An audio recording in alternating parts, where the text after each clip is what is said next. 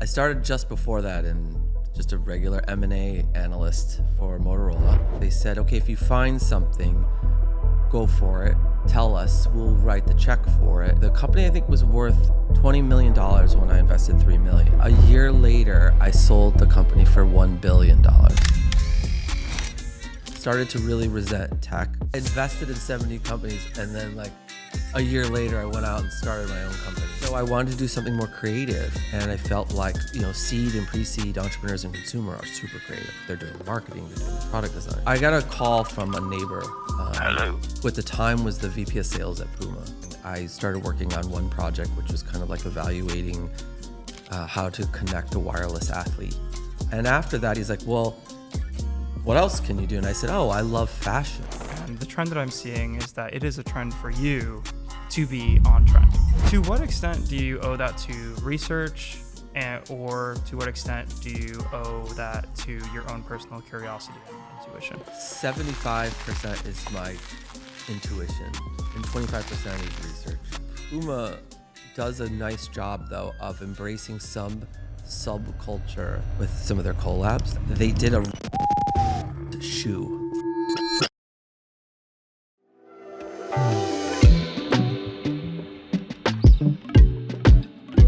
Matthew, welcome to the show. Thank you for coming. No, thank you for having me. Well, Matthew, typically on the show, we dive into the guest's company or what they're doing, but you have such an array and diverse background. Serial entrepreneur, renowned entrepreneur, investor, and creative that has a keen sense of today's zeitgeist. We want to start from your provenance. You co-founded and managed Motorola Ventures, and by the time you were age 27, you were running a portfolio of over $400 million, 70 plus companies. Can you tell us how you got to that position? Yeah, it was certainly never pre-planned. I started just before that in just a regular M&A analyst for Motorola. Motorola at the time was this powerhouse technology company, kind of pre-Apple. And they acquired a lot of different companies, which I thought was exciting, right? You could find all these small gems and buy them and bring all that excitement, talent, technology in-house. But I started to see more and more that West Coast was making small investments. They didn't see the need to buy 100%. Instead, they would buy 15%, 19%, 20%. And so I kind of went down that path of if we could get everything for 19% that you could get if you bought 100%, it'd be more capital efficient. You would also defer some risk because you wouldn't be buying 100% and putting out 100% capital. And the outcome could be just as compelling. So I kind of made that pitch. I marched it up these 22 levels of management when I was, 25 or however old I was, just out of law school. And they conditionally approved it, which meant that they didn't give me a budget, but they said, okay, if you find something, go for it. Tell us, we'll write the check for it, and then we'll see how it does. So the first investment I found was a chipset company, a semiconductor company out of the Valley. They were developing location technology. And I came back to the big upper ups at Motorola, and I said, hey, I would like to buy 20% of this company for $3 million. They said, okay, did you do your DD, your due diligence? I said, sure, here's all my due diligence and all that. And they said, okay, great. And we did it. The company, I think, was worth $20 million when I invested $3 million. So a year later, I sold the company for $1 billion.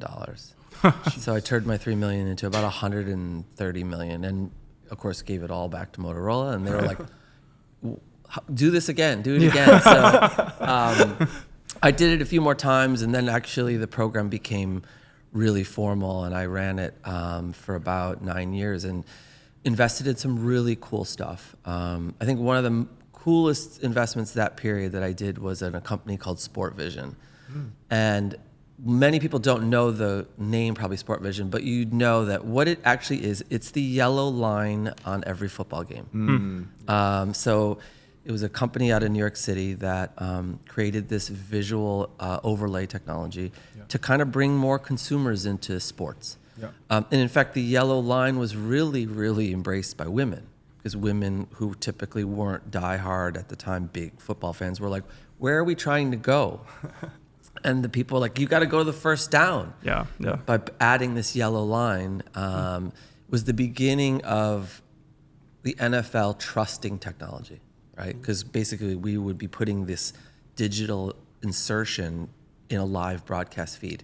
Right. And so anything could go wrong.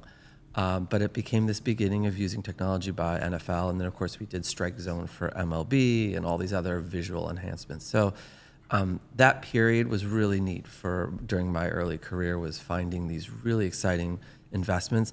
Again, I invested in that company few $1 million, and we got all this knowledge and all this stuff, and the company eventually sold, and it was great. So there's a direct line from Sport Vision to the upcoming Simpsons 3D broadcast that's coming up very soon. Very narrow. But there is. The embrace of technology from the beginning in the 90s to now. That's awesome. Yeah. I do want to get back to that first company, though.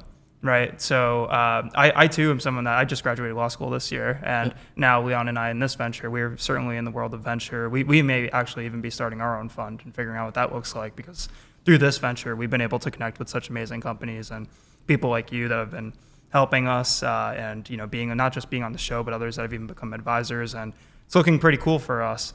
But when you're just getting started, especially if you didn't have any venture experience beforehand, it's hard to understand where to find the top companies, right? And so I'm just fascinated by how you found that company so quickly, and you had, the ability to do that due diligence to, kind of convince a corporate player, right, like Motorola, to be able to spend, a pretty sizable amount of money, especially for the 90s, on that investment. What was that process like, more in depth, and how did you go about finding that company in the first place? Yeah, I mean, I moved actually from Chicago, where Motorola was headquartered. I moved out to the Valley, so I moved to Palo Alto. That's part of it, is you've become part of the entrepreneurial community. You hear, you study, you listen, you learn, you sit, you eat, you dine, you coffee with all these smart people, and some of them are super smart, some of them are not so smart, some of them are lucky, some of them are unlucky. But I really found I felt like a great group of entrepreneurs who were committed. They were making sizable advancements in their technology spaces, whether it was wireless, like I looked at ultra wideband technology, I looked at Bluetooth technology, Wi-Fi before it was Wi-Fi, or flavors of 802.11 Wi-Fi, flavors of cellular. And they were showing, kind of demonstrative success in their types of technology, versus others who would show up with a giant deck that gave you the world for only $3 million or whatever it was. So I felt like the people I was evaluating or assessing or networking with or studying or listening to were high quality, and they were doing what they said they were going to do. And on the other side, I felt like as a strategic investor, I had a great shopping list. And I think that that's sometimes what traditional VC doesn't have, is they don't really have a shopping list. They are opportunistic. They kind of have this broad idea or broad theme target list of e-com, let's look at some e-com deals, or, buy now, pay later, let's look at BNP Play later. Let's look at, next generation satellite technology, whatever it is. But being at a strategic, I knew what Motorola was going to do. I knew what its competitors, Intel, Qualcomm, others were going to do. And I knew what its customers wanted, AT&T, Comcast, et cetera. So if I knew what the customers wanted to buy from Motorola, and I knew what Motorola wanted to build, then the shopping list to go find those things became much clearer. And therefore, I knew that if I invested in somebody with a high likelihood that they would become part of Motorola's ecosystem, I knew then they would start to have more revenue.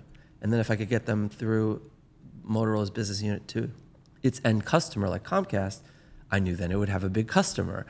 And so I just felt like I had a great shopping list to find real areas of interest to invest in. And I ended up being very, very successful in my investment thesis. I was never, the difference I think too, being strategic investors, I'm never swinging for the fences. I am happy with singles and doubles all day long, because I'm only owning 10%, 12%, 13%, 14%. VCs want to aggregate ownership at the lowest cost center. So they'll buy up, they'll buy up, they'll buy up. And now you're sitting at 50, 60% ownership. And you better hope then that goes well because you've got a lot of capital. And remember, VCs only really, they run this bell curve. They want, 3% is going to be home runs, 10, 15% are going to be losers.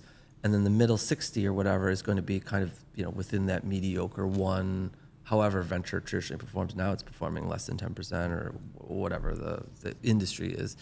And so I loved having that shopping list because I became, very, very strategic with who I thought was going to be a great partner for us longer term. So it sounds like you found a competitive advantage for yourself as an investor and for Motorola Ventures specifically because of the specific synergies that you were able to find with the companies that you were seeking to invest in. Yeah.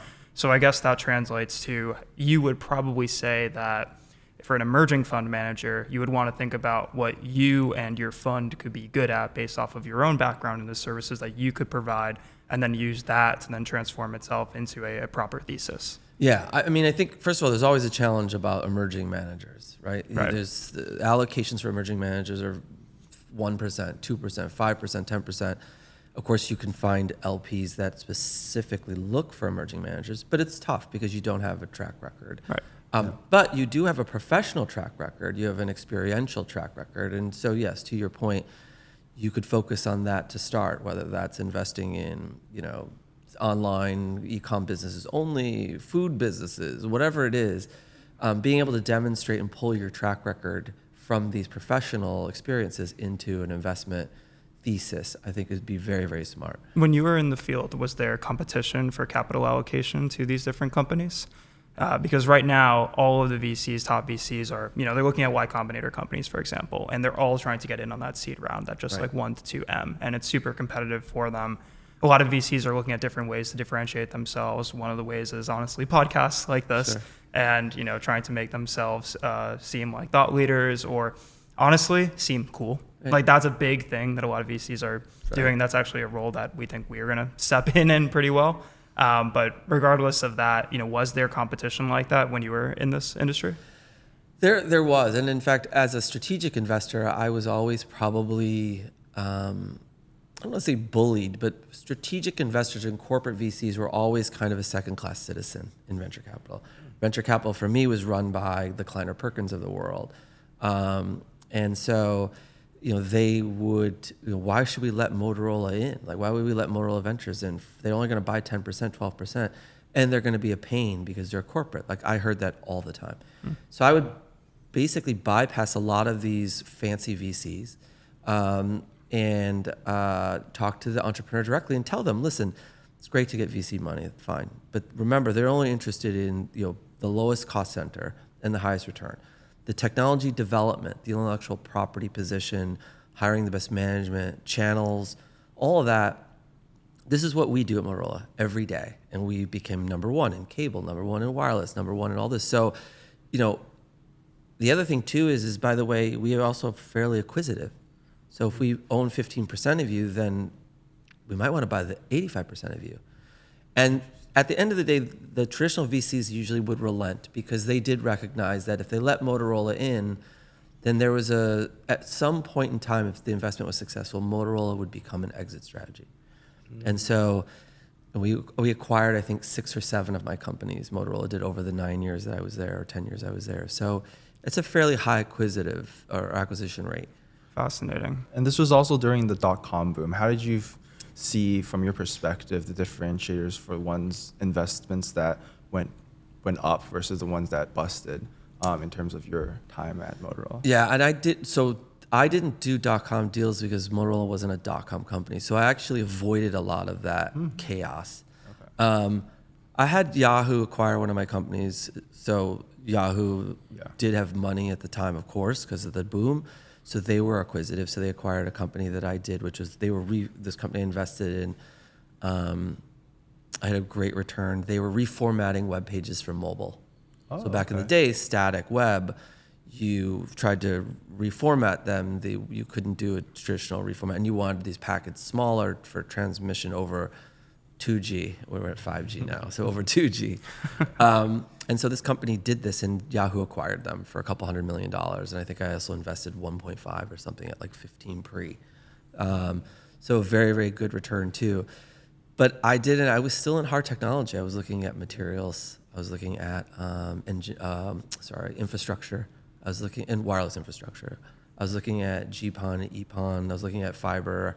I didn't do a lot of like apps or .coms because it wasn't strategic. It wasn't on my shopping list.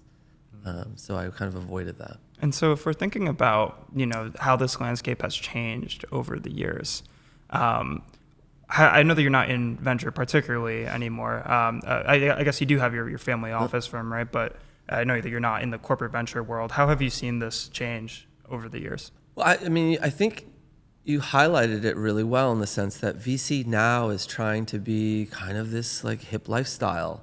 There's a certain cachet. There's a level of attraction between certain entrepreneurs and deals that should be in certain funds. I don't know how much analysis is done anymore. I remember I had friends that were over at Bain and Bain Ventures and Bain Capital, and they're doing tons of like data analytics. They want to see lots of cash flow analysis. They want to see cash flow analysis from channel partners and vendors and suppliers.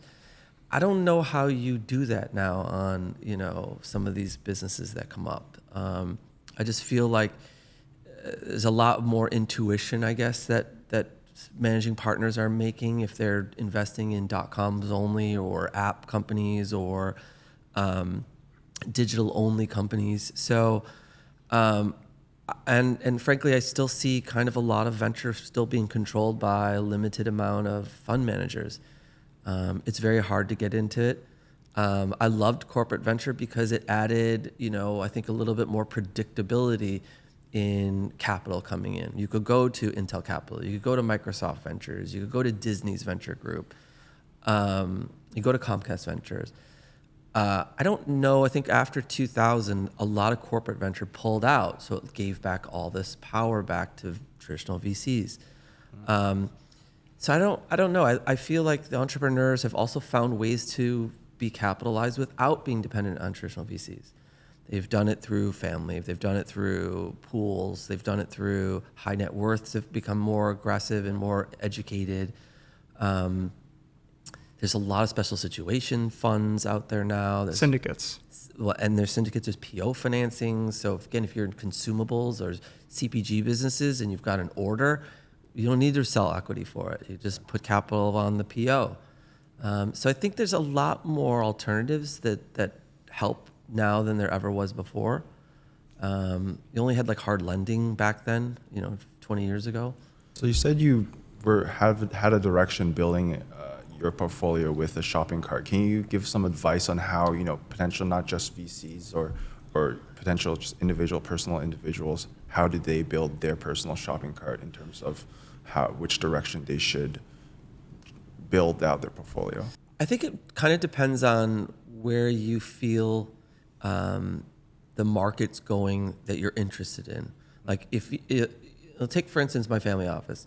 My family office I make very small investments, seed stage, pre-seed investments in what I call the business of fashion. So that means that's the ecosystem around fashion. I don't invest in brands because that's like picking a racehorse. I'm not smart enough, or frankly, it's too. People who invest in brands, I think, are emotional about it. Yeah. Oh, I love this brand. Oh, I would wear this brand. Oh, this is the best shoe. I don't know if any of that's true. So I've invested in e-com marketplaces. I've invested in recyclable materials for footwear. I've invested in next generation cashmere. I've invested in skincare that is non-carcinogenic. So is more science, chemistry out of San Francisco, actually, a company called True Botanicals. So I've tried to be. I'm also an investor in a buy now, pay later company that I sold. So I've tried to be more thoughtful around the business of fashion, which is booming, but those businesses that I'm investing in are all part of the ecosystem to fund whatever brand it is, whether it's a brand that's selling blue shoes or whatever. And so I've enjoyed that. I've enjoyed being able to then push brands to my investments or to my portfolio so that they can use the services or evaluate them. So I guess to your question, I think that if you have an investment fund or a program, you have to have a thesis. Right. And the shopping list should be based on that thesis to a degree, very specific. Now, you can be opportunistic, but then that should be part of your thesis. You know what? 90% is going to be seed stage business of fashion, and 10% is going to be flyer. Whatever I think comes up that looks amazing, I'll hold this reserve to the side. But best investor is a disciplined investor. Doesn't really matter the check size. It's just you have to be disciplined, not because of the upside, but because of managing your downside. I would also think about discipline in the context of thinking of how you can add value to the company too, right? Because, I'm seeing for you, especially, you're coming in, I would guess, as a strategic, right? You're probably coming in also as an advisor at times, right? Yes. So it's not just, capital, but also advisory services, given your background. And for you, I guess you would think to yourself, perhaps, hey, what value can I provide to them, right? Because you're also doing that, right, to increase your odds of success, right? Like Leon, I would think like for us, if we were to get involved with companies in this manner, right, we would want to think of how we can impact their odds of success given our background and our network and our ability to facilitate strategic introductions. I think that's super important. So when you're going through your process of how you can add value to your companies at an early stage, how did you know where exactly you could play? Because sometimes there are advisors that perhaps are a bit too pushy, right? Like I've been on the other side of this, right? Sometimes there are advisors that are just right, and sometimes there are advisors that frankly don't do enough. Right. So how do you know where that balance should be? Yeah, I think I like to stay within my level of comfort. I don't, if I'm not a electrical or mechanical engineer, then I'm not going to talk about the atoms and bits and all of the science behind it. But as a lawyer, I do know the value of, things like certifications and intellectual property. And are we protecting this innovation? Are we going to be able to create a standard? Like back in the day, all the wireless technologies all raced for standardization. For every Wi-Fi, there was a losing technology, like, whatever, ultra wideband or whatever it was. There was a Bluetooth alternative that no one ever heard of because it got beat by Bluetooth. All of these technologies beat a loser in standards. So I understood how the importance was of getting IEEE standard approved, because that means it would be adopted by the industries, by cell phone makers or whatever. So I just tried to advise where I felt I had experience, where I felt I could add value, and I studied a lot. I, again, was not an engineer, so it was important that I understood how certain technologies worked. Back in the day, companies like Motorola had employee education or employee courses that you could take. So I took RF, basic RF. How does radio frequency work? And so I took basic RF, and then I took intermediate RF. I took basic silicon design, so I learned how chip was laid out.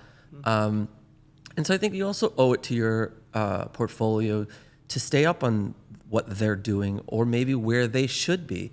Are you thinking about, changing your manufacturing process, your materials, all of that? So advising is, I think, always just trying to keep little spotlights on, upcoming issues or opportunities that you can knowledgeably share with your CEOs or your entrepreneurs. So it seems like you've always had a great intuition, but I have to ask, right? Because there have to be some trends that perhaps you thought were going to rule the world, back in the late 90s or in the 2000s, but ended up maybe not getting there. Perhaps some things that you and everyone else in VC at the time thought was like a lock to run the future, right? Was there anything that you thought about that way that didn't end up panning out? No, actually, I was that good. But I will tell you maybe a related story. My father was a very successful business person. He was a president and COO of a Fortune 30 company. He actually was the president and COO of Motorola. He had the opportunity to invest in Netscape, and he didn't. he didn't understand why we would ever need a browser. Like, well, Dad, how do you think you're going to get to places on the internet? But we have paging. I'll just page, right? So I think for sure you can get caught up, but I think that those were massive like changes in architecture, massive changes in use. Now I think we're at a place where things are happening so quickly that it'd be hard to kind of get caught. It's almost, the analogy is almost like TikTok trends, right? You have about 2 weeks to be on the TikTok trend because then it's gone, right? Yeah. 15 days later, it's gone. That to me is probably a nightmare to have to ride that if I'm in the TikTok business. And I'm a brand trying to be relevant in the TikTok business. But in the technology, I feel like I was able to, take a year, 18 months to like evaluate, do I think this is really going to go where it is? Is Verizon going to put fiber in the ground or not fiber in the ground? And talk to enough people to figure it out. And I think, again, if you ask a lot of questions and you do some research, you won't get caught. My father got caught because I think he just wasn't open-minded enough. He was a mechanical engineer by trade, and he just didn't understand the internet as what the internet is or could be. So he was like, I don't know, why do I need a browser in my phone or whatever? But I think that was, I think technology trends, it's harder to miss a technology trend than it was maybe 20 years ago. But for like very large scale trends, right? So like the iPhone, for example, like mobile devices, or like broadly our, frankly, addiction to social media, right? Is that something that you think you saw coming? I didn't see the addiction to social media, but certainly the connectivity, right? I mean, Motorola also was very lucky in that it created the two-way pager. And the two-way pager became one of the most influential devices in the hip-hop community, right? It's in Jay-Z, it's in Big Sean, they all talk about the two-way. And time port. And then we went to the Sidekick. Oh, yeah. With the sliding screen. That was all about social communication. It wasn't about, calling your doctor who had a pager. It was you basically hitting up your friends. So I knew that this addiction to like constantly texting and all that. The social media aspect of it more as like a application layer. I mean, look, I had Facebook. I shut my Facebook down 5-6 years ago, but Facebook was a while. Foursquare was a while. Yeah, like I had all these. MySpace was a while. Musically. So that, I guess, always will change. But I would ask you, between now and the time we'll see another device replace the iPhone, we will see 50 versions of TikTok. Because I don't know where we go with the iPhone. Before, you used to have a new phone introduced every year from every brand. Sony made these cool phones, and Samsung. Prada did a phone with LG, part of the early collab space. Wow. Motorola did a gold flip phone with Dolce & Gabbana. But in the last 8 years, there's been no change in the mobile phone device. Do you think it's been monopolized by just Of the course set it's been few? monopolized, but it's also because we've settled into believing that this is all we need. That form factor, that UI/UX, that's good enough. They tried so hard with VR and AR. Like they're trying so hard, and I have to think they're still trying. But I think Apple's Vision Pro, like they really thought that was going to work. That was a massive rollout, right? With a massive campaign behind it, and I mean, of course, it was pricey, right? But I think for Apple, as we say, everyone has an iPhone in their pocket in the U.S. At least it feels like that way. That's the brand equity. Everyone was aware that the Vision Pro became a thing. Everyone was aware how much time was put into it, and it actually got quite good reviews from tech reviewers. But I think even beyond the price tag, people were just not willing to have that form factor. Case? Yeah. Wearing it on the subway in New York. I mean, most dangerous place to cover your eyes with strangers around. Yeah, I think, again, the social media trend changes so quickly because of the people. Actually, because of who the people are, right? I've been working the last year on Gen Alpha, like market studies for Gen Alpha. Gen Alpha is 2011. So, we're talking about, how quickly they will look at social media and communicate and flock and build community. But hardware seems to be lagging comparative to where it was 10, 20 years ago, where we had form factors change so quickly. We talked a little bit before we started our session about Jaguar's rollout. So we saw the new Jaguar. I saw the new Jaguar last night for our Basel here.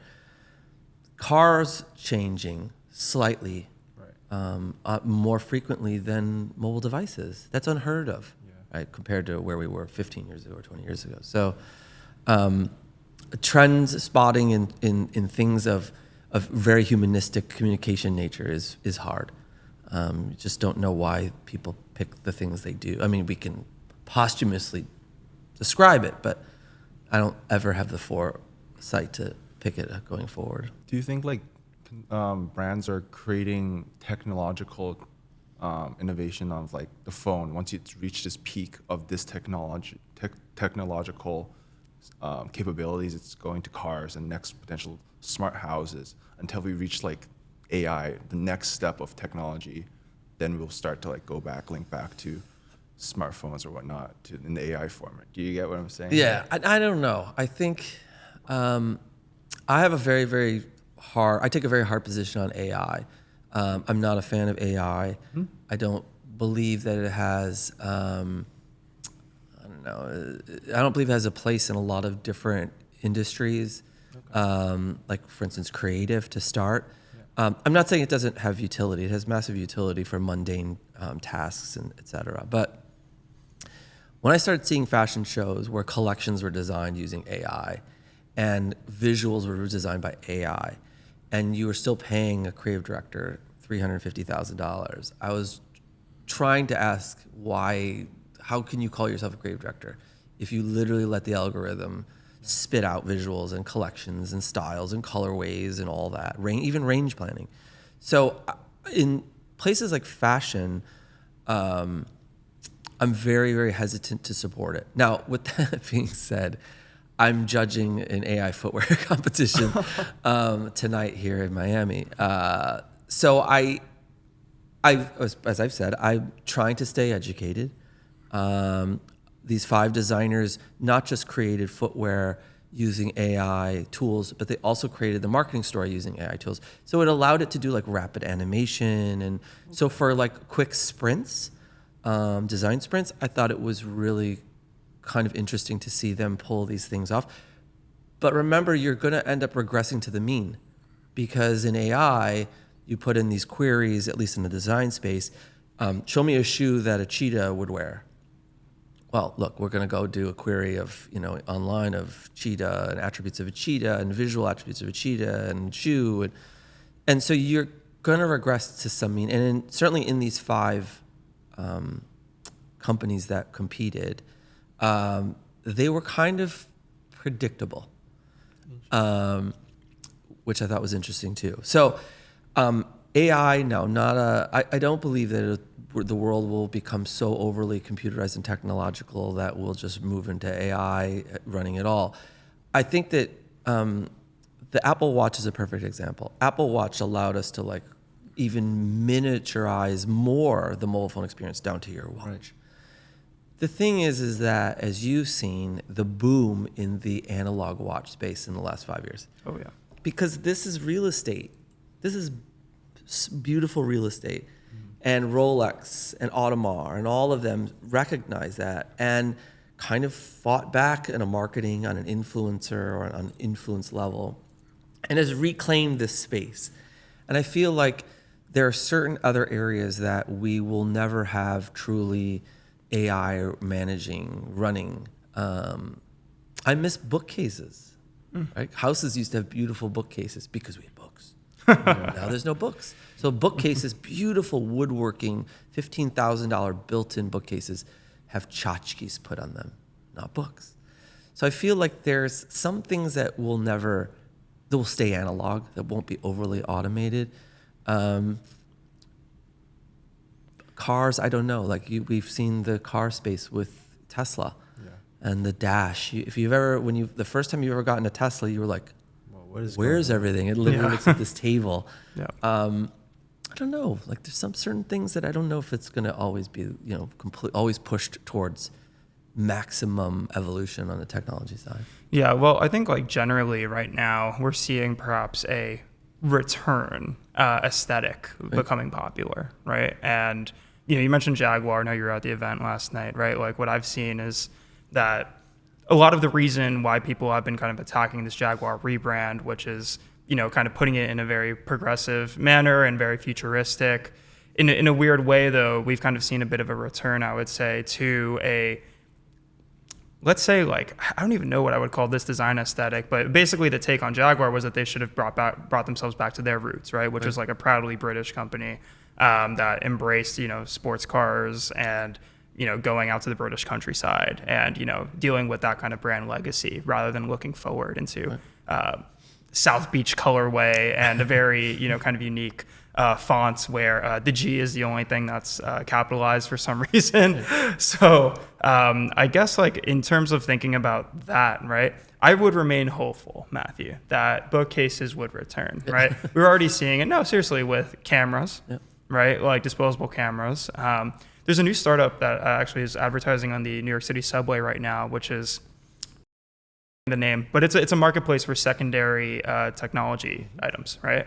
And so it literally, mentions like, hey, like these like really old cameras that, and I've even, my sister's only 2 years younger than I am, so she's in her early 20s, and going out with her and her friends, they bring like the Canon like PowerShot, like, and it's that was something that's like really not too old at all, but it's cool to have like that kind of aesthetic from a photo. Yep. And so, Matthew, I would remain hopeful that this is all just a cycle. I would say like with AI too, that's probably also a cycle, right? Like we were going through we just did an event last night where, I interviewed the education leader at at OpenAI. And it was wonderful. It was in New York, 80 people were there. It was great. What we have to think about with her is the context of like, ChatGPT is only 2 years old, right? November 30th, 2022 is when ChatGPT launched. That was only 2 years ago. It feels like it's been a lifetime. However, I think we're already starting to see that use cases are waning. Perhaps if it was really going to have the impact on the creative space that we thought it would have, probably would have had that already, because it's not like these services are not widely distributed right now. Distribution's not their problem.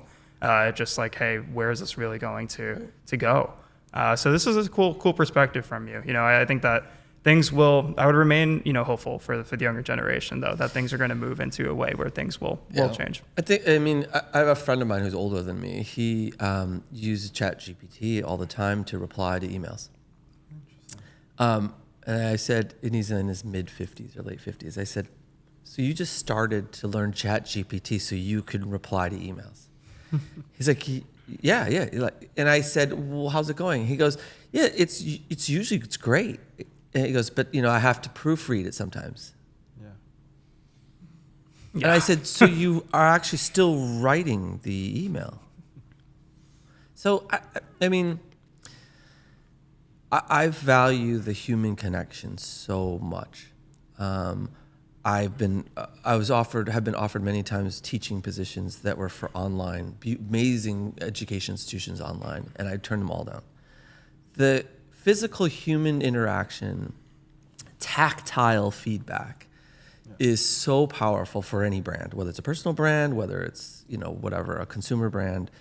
And so that eliminates, for me, the use cases for ChatGPT and Poe and all these others, because I'd rather think about it myself. I'd rather go through it myself. I'd rather share it myself. I'd rather create it myself. So, and that as a father, that's one of the things I've been trying to employ on my 3 children is like, we have to do stuff ourselves and figure out how the construct of it, how it comes out, how it's produced, how it arrives, how it's interpreted. And then we can find all the hacks and all this. But to start life looking for hacks is crazy, is wild to me. It's also a slippery slope in terms of like creating a landscape of cultural homogeneity, right? Like that's really what we're getting to, right? I mean, we were talking about this last night in the context of education. I asked her, do you see any drawbacks in the context of how ChatGPT, if every college was a ChatGPT approved campus, people would just be teaching the same things without different perspectives, right? And I think the same thing would go for the creative world. Right. art is diverse. Art is beautiful because of the different perspectives that are brought on, especially in the modern world where everyone's so well connected. Art should be globalized and people should have different perspectives. I can say pretty confidently through my young career experience that I would think that, frankly, a lot of those viewpoints would be destroyed if we were all just like using the same source for everything. That doesn't mean that source can't be helpful, right? We can personalize our GPTs, right? That's a pretty cool concept, I would say, right? Knowing that you can create a second brain that can understand how you think and develop things based off of who you are. But that's the key, right? Is to actually take the time to build it. Right. Because otherwise, just using the same thing as everyone else. Regress to the mean. Yeah, regress to the mean. Reeling back into your background, how did you in 2008, you left Motorola to build out Isabella Products, tech focused on children. You can speak a little bit more about that. Yeah, so I started Isabella, which is the name of my daughter. It was a mobile device company, largely part because I knew the space well. I also felt that there was a better way and more cost-effective way to connect the unconnected. We made a variety of different devices. We made a mobile photo frame that was one of the first full touch. It ran our own custom OS, and yet it was connected with AT&T. It became, not just a wireless photo frame, it became kind of the beginning of mobile signage. Restaurants were putting them up, and the owner of the restaurant or the franchise could send down the menu wirelessly, and it would show up on the frame. Right. We then did a tablet for children. We did one of the first wireless USB sticks, like Google's Fire Stick or something? We did it before them using 2.5G. So we built this mobile device company, and it was really hard. We had to get certification for all the wireless networks to run. We were chipset dependent. We worked using a Snapdragon chipset from Qualcomm. We made our own CDN. This is before S3, before Amazon had its own cloud service. We eventually moved our CDN up to S3, to Amazon. And we were known, when we built our mobile tablet for kids, we were known as Kids Kindle. For a while, we thought we were going to be acquired by Amazon. We had a lot of singing and dancing with Amazon, and they loved us. And I think at the end of the day, they did steal a lot of our ideas, which it happens. You can cry all you want about it, but I do think we empowered them greatly with how we did things. I eventually merged the company with a content company out of New York. And it was they had all the titles of the content, and we had all the devices in the CDN. So I merged it with them, and the company went on for a while, and eventually it dissolved because of Apple. I mean, Apple basically pulled out the iPad and right. all that. So, but I spent 5-6 years, as a CEO, as a chairman. I raised $17 or $18 million. We made, 10-11 million total revenue for the company, and it was a crazy hard knock education. We had up to 40-50 people, big customers. We were in Best Buy, but we were part of this shift from onboard local content to being cloud connected. And so we made that shift, and we made that shift as well as we could based upon how we were funded. And as I said, after I left, they continued to focus on the children's market. But iPad kind of came in. So crazy. I loved it, but it was stressful. This was your first venture experience after working for a conglomerate. Yeah, I invested in 70 companies, and then a year later, I went out and started my own company, and it was. So tell us the transition from Isabella Products to Rudyard, your own personal investment fund. Yeah, so I started at the same time, I think. Yeah, I started at the same time. I was interested in leaving venture at Motorola. I wanted to be able to invest in some things or look at new things, and so I set up my own family office called Rudyard Partners.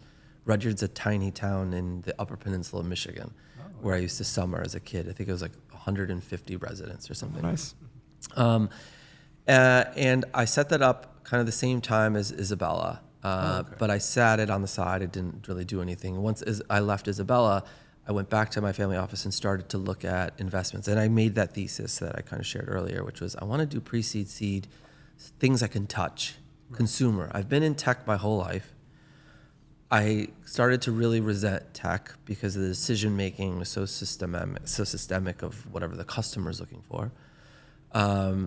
And so I wanted to do something more creative, and I felt like seed and pre-seed entrepreneurs and consumer are super creative. They're doing marketing, they're doing the product design, and I think one of the last kind of thoughts I had was, Motorola would sell, I think, 10 or 20, 30 million set-top boxes, cable boxes, and I was always like, why are they all black? Well, that's just what the customer wants. That's what the customer Comcast didn't mind. It wasn't what you would want in your house. And so I was like, this is ridiculous. Like, I can't deal with like engineering making design decisions for the entire industry. And so I, part of leaving was trying to find, things where I could be creative, things where I could get involved in design, things where I could get involved in form factors and UIX and all that. So Rudyard did that. We looked at unique design, CPG, and I kind of started making these small investments. Esports team. I was an investor in FaZe Clan. Oh, wow. I was talked about True Botanicals, Nadam Kashmir in Soho. A bunch of these really cool kind of technology, businessy driven platform businesses, and really, really loved that kind of work. So what lessons did you bring over from Motorola Ventures that translated to your more rebellious against the technology focus and towards the consumer side? What lessons did you bring from your life? I think the networking of big brands and big companies is so important. I, having been at Motorola, would constantly call Nokia or AOL or Apple or whoever it was at the time, Microsoft, Cisco, TI, GE. They all had big corporate partners. And I recognized that those big partners are amazing because they're resources, and they have resources, and they're knowledgeable. And so when I went to my family office, and I loved consumer, I did the same thing. I went out and just started calling and reintroducing myself to people that moved on to big CPG brands.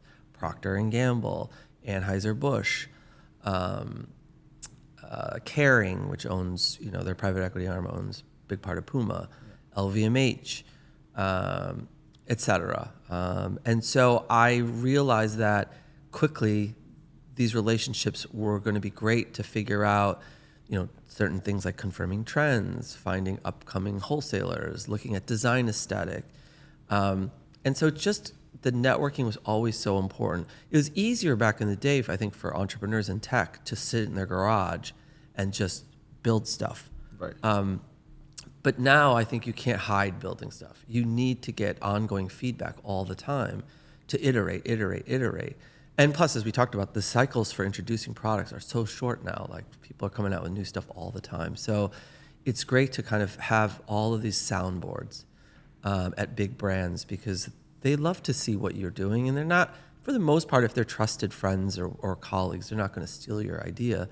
You're not shipping it off to a box to be re-engineered like you used to see back in the day in Asia. So I learned that bringing those relationships to the forefront, whatever industry you are, recreating them was super, super helpful. It has become, I think, a great part for me to be able to rely on when I need, input or advice or consultation on something.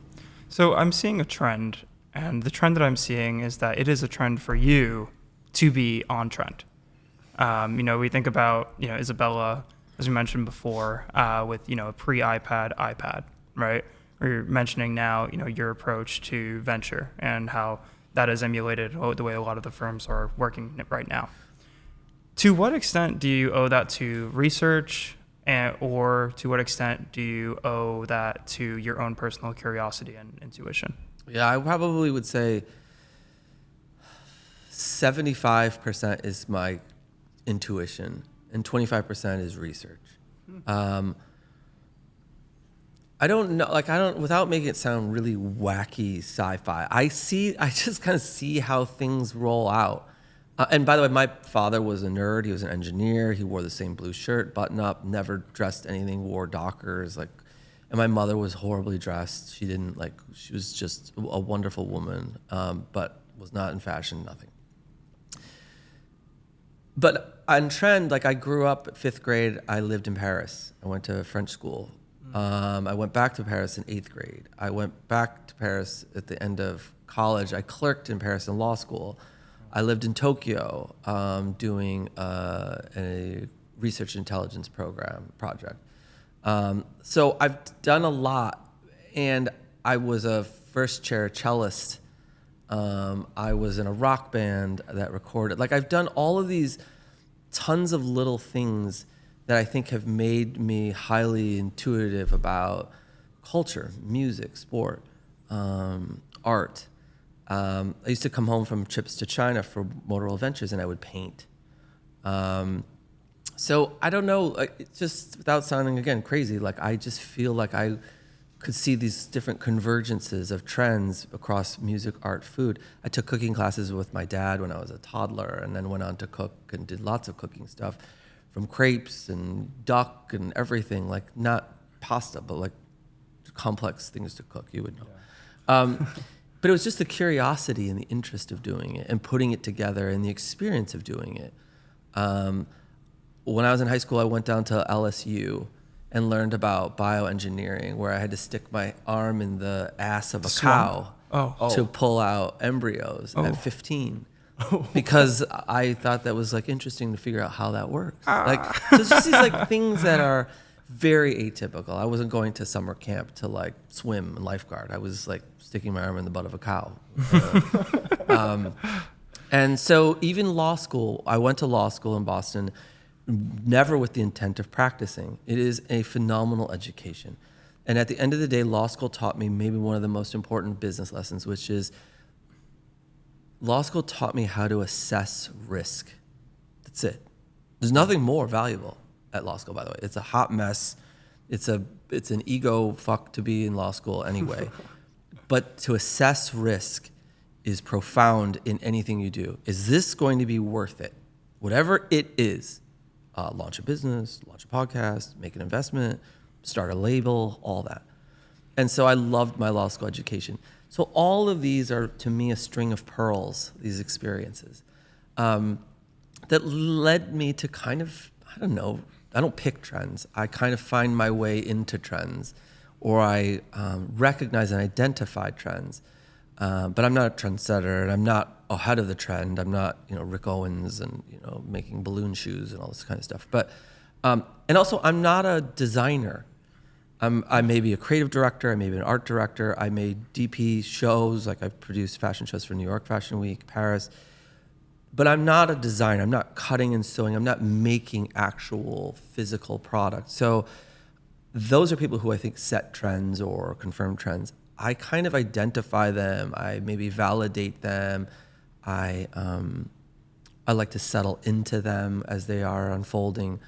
And I think all that's due to my kind of wacky background. Being a generalist is so important. And I would really, really, really encourage people to at least try to be a generalist. Oh. It's hard though these days. It's hard. Because, it's actually easier than ever to be a generalist. But it's hard to create a career around generalism, I would say.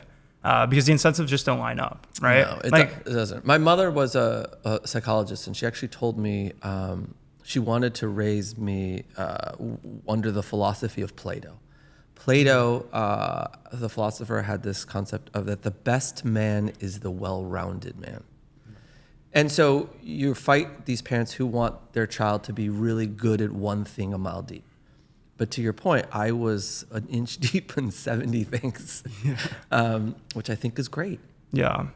you bring up law school, right? And Yeah. like I graduated law school this year, and a bunch of my friends, I went to Seton Hall in New Jersey, so a bunch of my friends are working in the New York City area. That's where I grew up.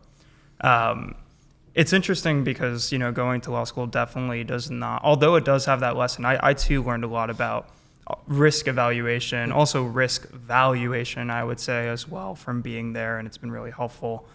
Not just in terms of the risk of different business opportunities, but also just in terms of understanding your career and the risk you can take, and the disproportionate impact that being risky early in your career could have on your life if you play your cards the right way. Like I hope that we're doing here early on. Nevertheless, it's interesting because the incentive in modern society is not to do that, though, right? Like we're doing immensely cool things here, but it could also be one of the guys on Suits, and trying to be that, in New York. That's a real possibility that could have been there, and society kind of definitely pushes you in one direction or the other. It's interesting to hear this from you too, because you brought up so many concepts of discipline in your world of investing, right? And how important it is to have such a direct and distinct thesis and understanding the value that you're able to provide to your prospective company that you're going to invest in. However, now as we're peeling back the layers, humans are like onions, Shrek quote. I think we have to understand that the way that you are inside maybe doesn't have to relate to exactly what you're doing for work all the time, and it can only implicitly relate.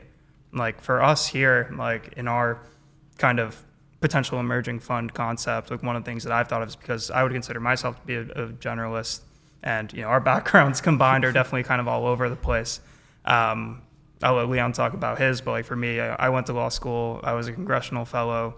I did all kinds of things in law, and from criminal justice all the way to working for the NYSC's parent company. Ran a sustainability company. That's how we got introduced to the person that got us here today, and worked with hospitality organizations and sports. And my initial thing was going to a technical high school where I actually learned how to cook at first.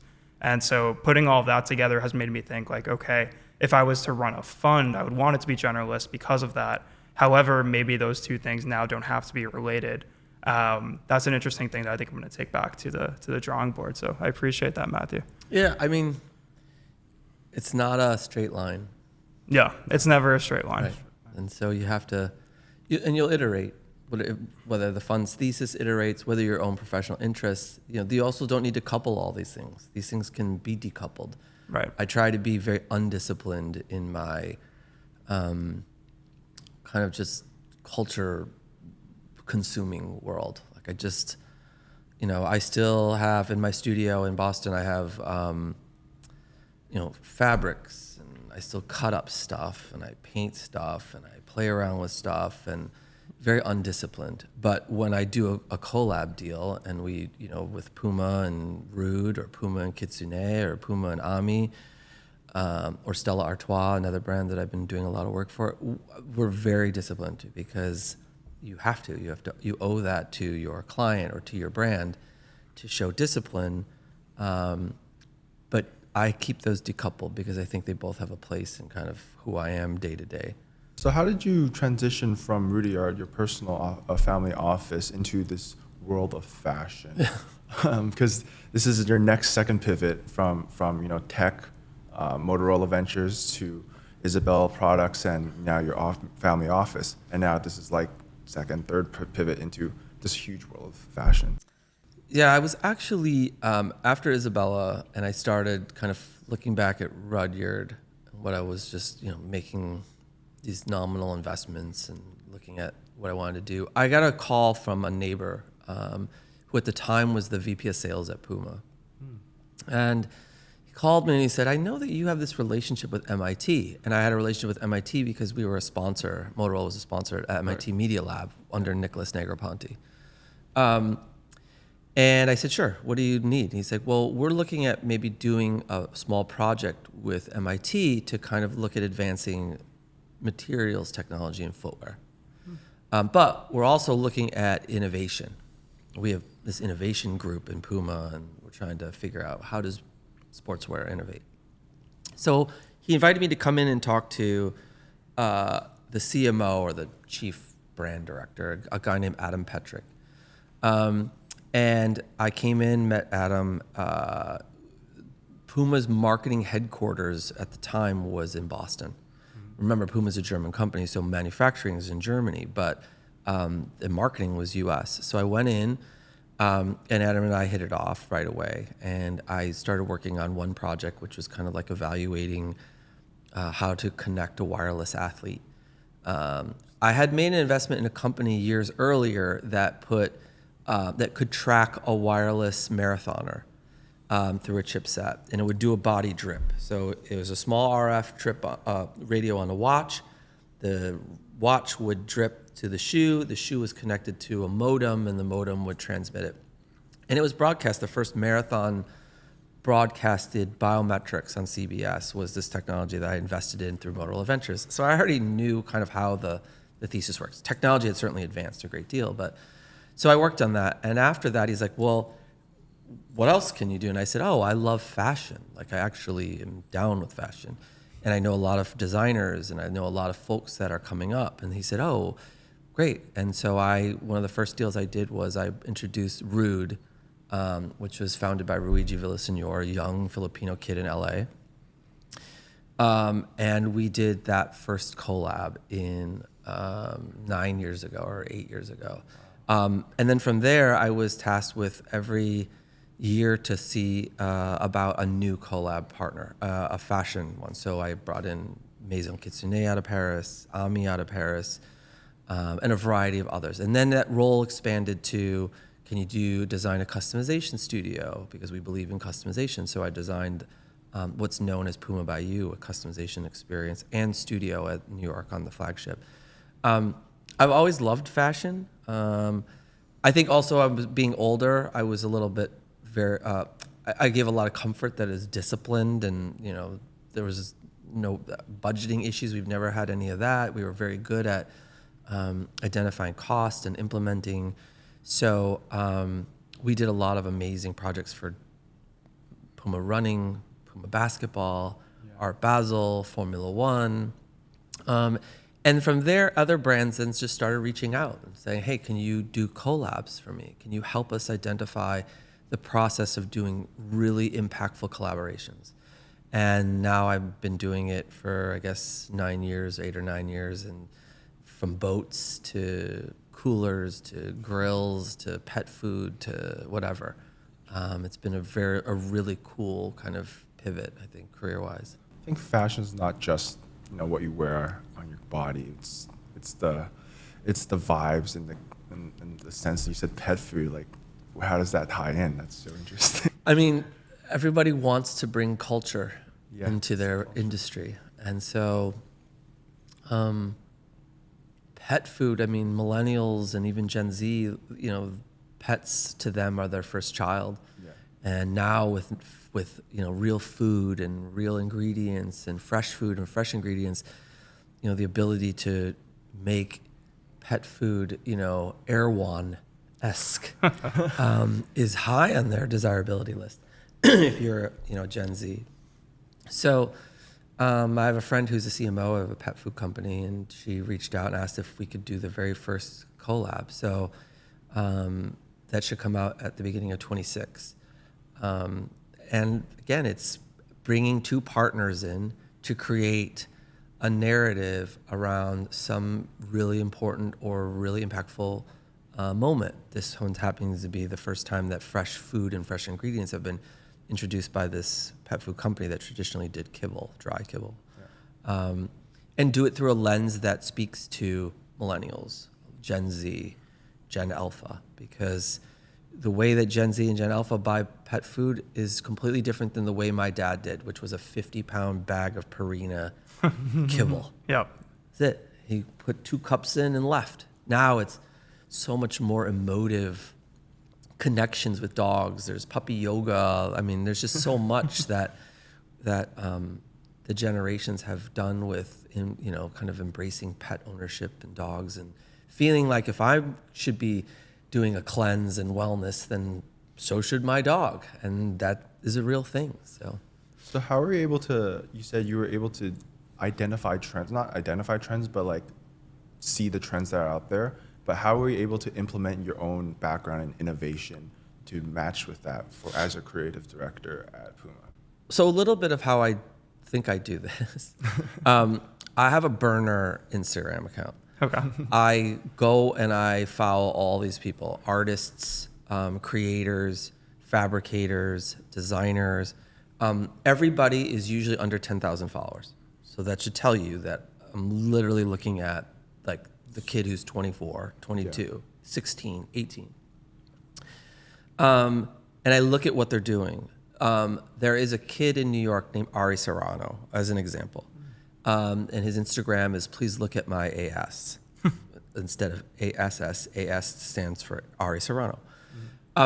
He has made jackets out of Louis Vuitton duffel bags. He has made all sorts of really unique fabricated stuff he does from scratch. I have looked at his work. I've seen him. I've met him. I've supported him. Eventually, we got him plugged into starting to do some stuff for PUMA, all that. I try to like see as many of those types of people who are doing really unique stuff at the jump. Okay. And again, it's a lot of just discourse with people. Have you heard of this kid? Do you know this kid? Have you seen their work? Oh, you should check this out. Believe it or not, I check in with my my 15-year-old. He's my youngest. I check in with him. He's very culture like embedded. So I get his take on some things, who's new. And then once I get kind of an idea of what is really cool and possible, usually I'll take all my experience and find ways to produce it faster, cheaper, or more mass production basis. Because these creators are making one-offs, highly skilled artisanship, like craftsman quality, but you can't replicate that, right? I mean, it would take you forever. So I've worked with them, see how they're doing stuff, and then able to take it into a more broader, production kind of environment as a way to replicate that treatment or that creative. So it's kind of how I take my knowledge and expertise and apply it with early trends without butchering the trend, because I wouldn't want to do that. There's a new thought that the concept of trend culture is also changing, right? So here's what I've seen online from my own feeds. We have these different cores that have become popular in recent years, right? Let's just call it core culture as a whole, right? Mm-hmm. We have Gorp core, right, which is like outdoor type items. We have cottage core, which is exactly what it sounds like. All these different kinds of cores, right, that people have put their own brands behind, and both clothing brands and other brands have, tried to market themselves based off these cores, and people have started to identify themselves with these cores. Conversely, I've seen some trends recently that core culture is going to go away, that we are now going to move into an era that is mashup culture, which, once again, you're ahead of the trend. I guess the question that I would have here is this something that you've seen as a professional? And what are your feelings on, how culture has evolved recently? Because these core cultures are, although they are, cool on the surface and different trends come up, even like golf, for example, has worked itself into becoming a core recently. Is that even helpful? Because it kind of promotes a homogeneity, like within a certain, type of thing. And then everybody wants to be, the chunky shoe. And then we move on to the next thing, but it takes a while to get to the next thing. Yeah, I mean, it's definitely part of kind of the architecture of fashion has these certain cores. Even just core as a fashion term has always been core: white t-shirts, underwear, socks, whatever, core. So I don't know if I would agree with you that core will be dismantled or that these trend cores will be dismantled, because for every core that comes up, there is a subculture. And the subculture is what drives real progressive aesthetic change. We saw all these subcultures pop up with like grunge. Grunge was a subculture as a reaction to Gap and J. Crew. And so I think the more cores, the more subculture. And I think that what you're talking about is a social acceptance in fashion where core and subculture can now be mixed in someone's closet. Is it really someone's persona. a subculture though, if like a massive brand is getting involved in it? You know, like with all due respect to Puma, right? Like Puma is actually, I mean, let's be clear, like Puma's not Nike, right? Like Puma is not nearly at the, you know, the absolute apex of this game, but it is a large brand, right? And so like how can you balance that out? I think Puma does a nice job though of embracing some subculture with some of their collabs. They've picked some, you know, almost obscure collab partners. They did a Russ and Daughters shoe. Right? Really? So if you don't live in New York, restaurant. you don't know what Russ and Daughters is, right? Yeah. So Russ and Daughters is Puma's attempt to provide some homage to, you know, the people that have been holding down, you know, New York City's culinary environment, Jewish culture, locks, all of that in one fall swoop. And I think that's cool. I don't think Nike would ever do that. It's not big enough. It won't sell enough. It won't be at Foot Locker. It won't.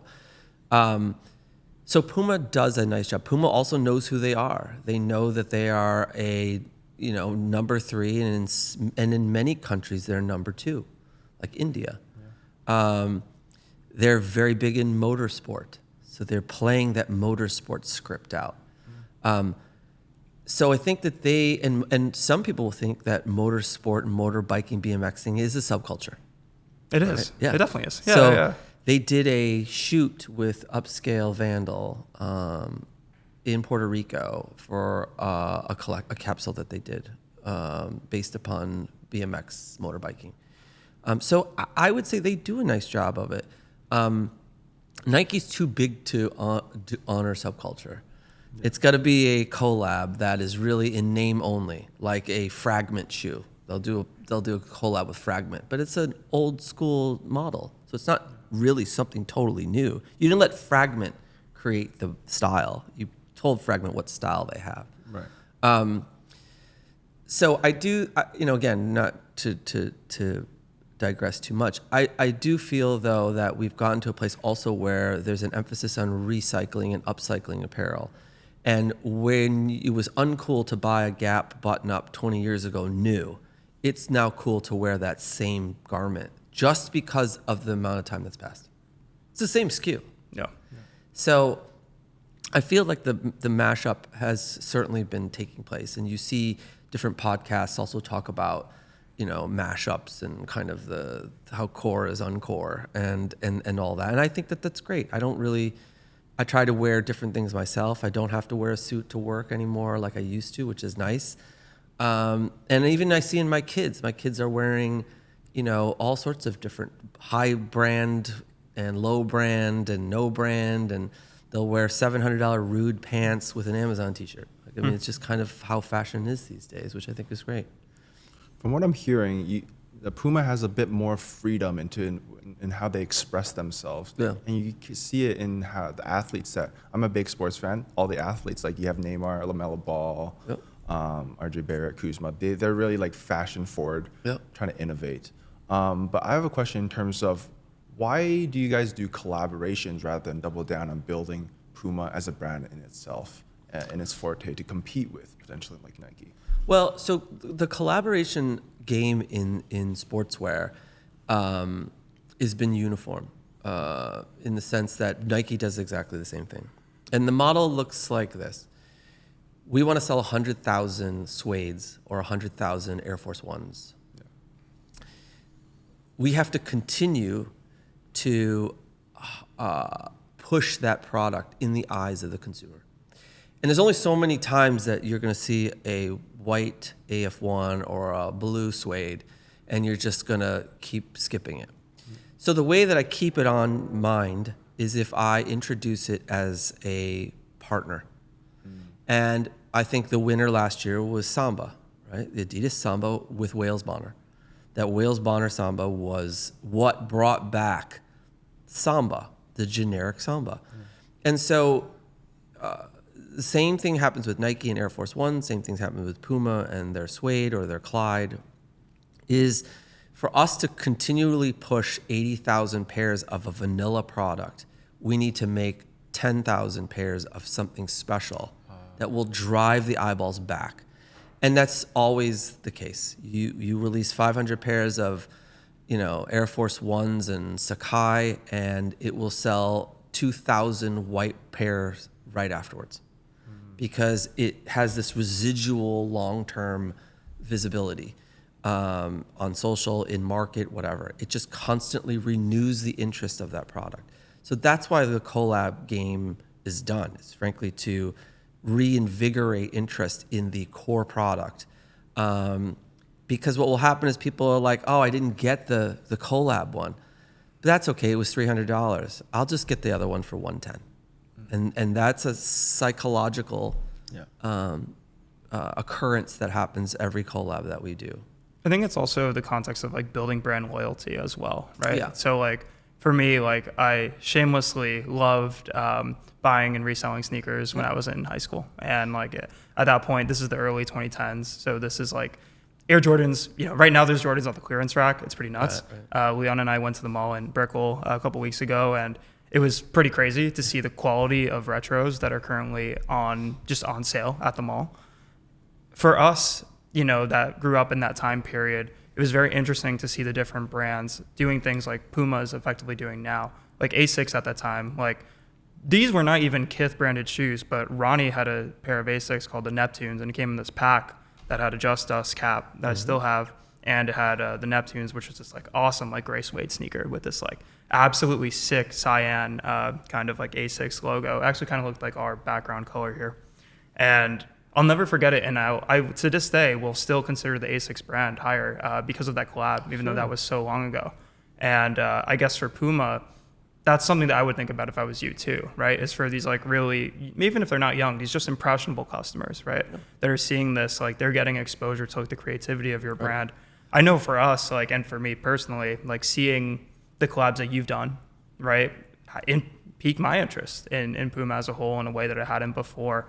And I see where you're getting at, where it's like, okay, this brand loyalty is being built, and it's not just about buying the white pair of sneaker. If you can get to that, it's about buying the white pair of white sneaker 2 years later, right? Because you built up that brand loyalty, and I think that's like super important. I guess my question then becomes like, how do you keep this going? Because collab culture is huge right now, right? And yeah, like I mentioned, like I'm definitely seeing mashup culture. Other people are seeing it. It's definitely big right now. But hypothetically, we could get to a point where, especially in the context of the return aesthetic that I mentioned back in the conversation about Jaguar, maybe collab culture is going to maybe not be seen as cool anymore, as brands are maybe trying to double down on what made them cool in the first place a long time ago, especially historic or legacy brands, PUMA even included in that. How can you balance that out moving forward? Well, first, I think they have to be done really thoughtfully, which I'll get to in a minute. I think that storytelling should be driving every collaboration decision. The second is I just don't think you should be collaborating, every 90 days. It dilutes the overall impact. I think it starts to train the consumer to perhaps not be as engaged, because they'll sit one out and wait for the next one because they know the next one's coming in 90 days. And so if I start with the first one, I think storytelling is so important. The Russ and Daughters PUMA was an example where it was really an interview with the daughters and all of that, and how important Russ and Daughters was to New York, and how inherent New York was in Russ and Daughters. And it provided PUMA with this sense of like, wow, PUMA actually is a little bit in the culture, because, and by the culture I mean the New York culture, because they did a Russ and Daughters. They didn't do something more predictable like a Mets shoe, right? So the storytelling was so important. The narrative was important. The editorial was important. The visuals were important. All of that was built out and around a very, very grainy shot of the shop and the product and all that. So whatever it is, whenever I look at doing collabs, and every collab in the future, I don't even want to know what the product is yet. I don't even ask what output it is. I want to know what is the story, then what's the moment that we're trying to capture. Or the moment we're trying to participate in. And so whether it's Formula One, whether it's Paris Fashion Week, whether it's National Pizza Month, whatever, I want to know what's the actual moment. And then I think the product needs to be done really tastefully. It has to be done where there is a nice balance of DNA in the design. I mean, nothing was worse than the black Nike Air Force One Tiffany shoe. That was a botched design moment. It was a botched moment. It cost people their jobs, all of it. It was horrendous. And that's because there was no storytelling moment and there was no like beautiful design.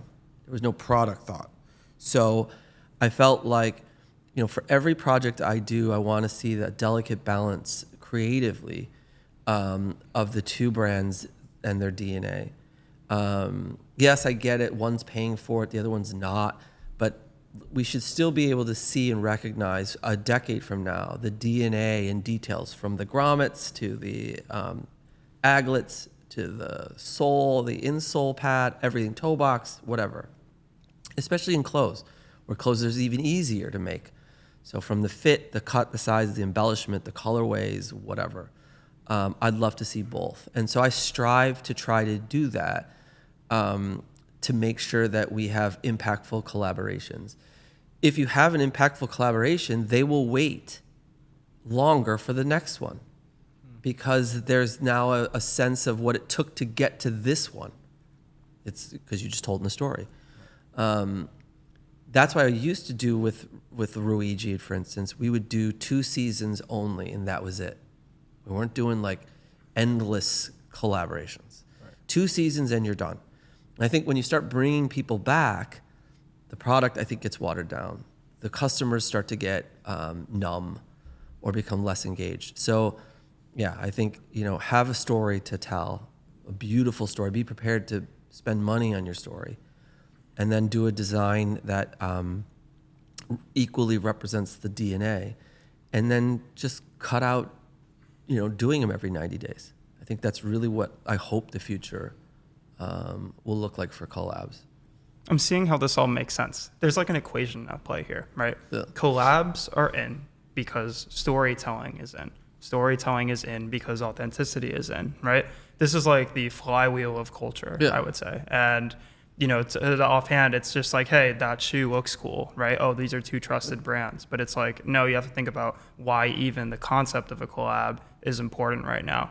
I think that this conversation has really been eye-opening because of the fact that you're someone that is able to kind of put these things together, as you mentioned, as a generalist and as someone who tries to take these trends into account and does the research by having a burner Instagram account. I think that you're someone that really is in on this. Yeah, I guess to just like dive even deeper into this like collab concept, frankly, like I'm actually unsure if you're connected to Kith or ALD at all, but my friends have frankly been thinking in New York that are basically the target market for both of those and have been for like 10 years now.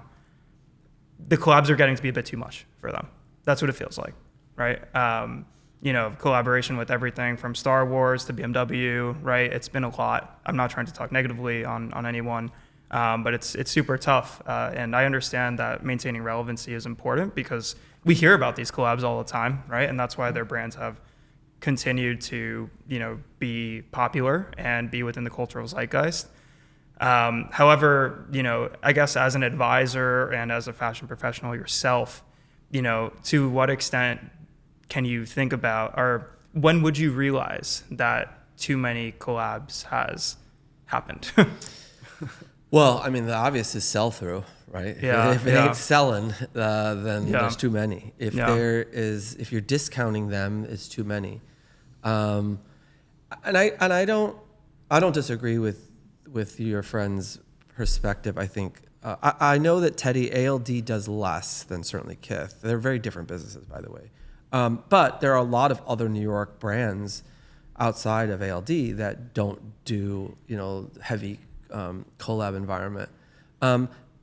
But I feel like ALD's been consistent with things like New Balance, like they've in Porsche and some of they've been fairly consistent. But Kith, on the other hand, is interesting because Kith has been operating so heavy on collab rotations, and I don't really get it either.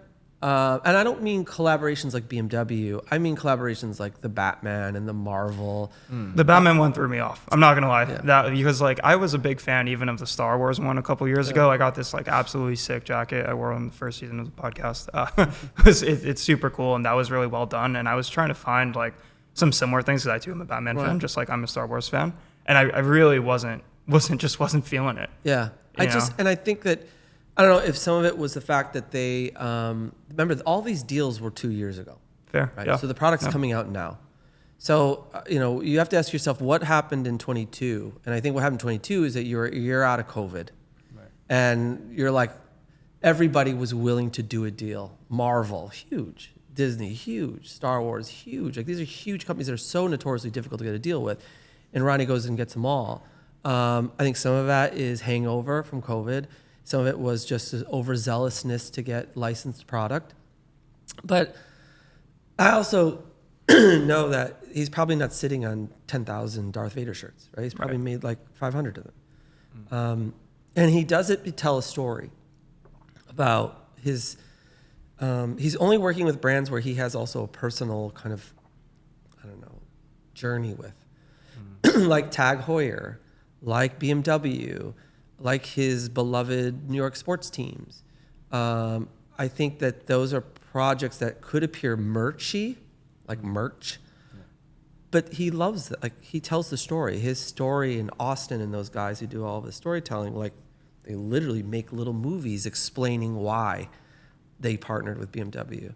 So from that standpoint, but I don't get some of it either. I feel like they do too many. And I think maybe he's underestimating the power of the Kith brand as its own private label. Like if I was him, I'd be doing more Kith branded fashion. Almost like what Mike Amiri has done with Amiri, right? Because Ronnie's making knitwear now. He's making suits. He's making blazers. He's making stuff. He's making big boy clothes. So I would be thinking about that.